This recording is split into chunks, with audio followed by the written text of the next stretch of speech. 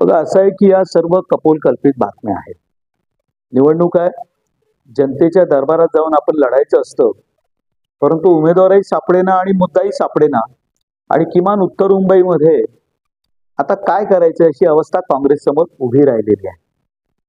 आता ज्या विषयाच्या संदर्भात चर्चा सुरू आहे तर माझ्याकडे पूर्ण उत्तर मुंबईचं टाइम टेबल आहे. पूर्ण ज्या दिवसापासून उमेदवारी जाहीर झाली त्या दिवसापासून पियुष गोयलजी कुठे कुठे गेले, अनेक संस्थांनी त्यांना बोलवलं, अनेक ठिकाणी कार्यक्रम झाले, या सर्वांचं टाइम टेबल आमच्याकडे.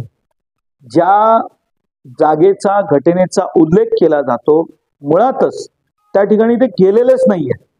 त्या रस्त्यावरनं त्यांची कुठली प्रचार यात्रा गेलेली नाही, तिथे कोणाशी संपर्क केलेला नाही. आणि अशा ठिकाणच्या बाबतीमध्ये जाणून बुजून हा एक गैरसमज पसरवण्याचा प्रयत्न आहे. मला असं वाटतं की काँग्रेसकडे आता काहीही राहिलेलं नसल्यामुळे हा असा न घडलेला किस्सा हा जनतेमध्ये पसरवून या पद्धतीने गैरसमज पसरवण्याचं काम काँग्रेस आणि उभाठा गट जो इथे आता थोडा शिल्लक राहिलाय तो करतोय असं माझं मत आहे. बघा असं आहे की आम्ही जनतेच्या दरबारात उभ्या आहोत.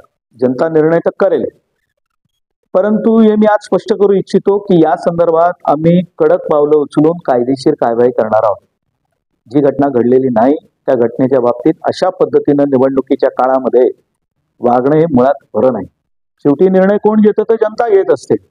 आम्ही तयार आहोत ना, जनतेच्या दरबारात जायला आम्ही तयार आहोत, जनतेला उत्तर देण्यास आम्ही बांधील आहोत.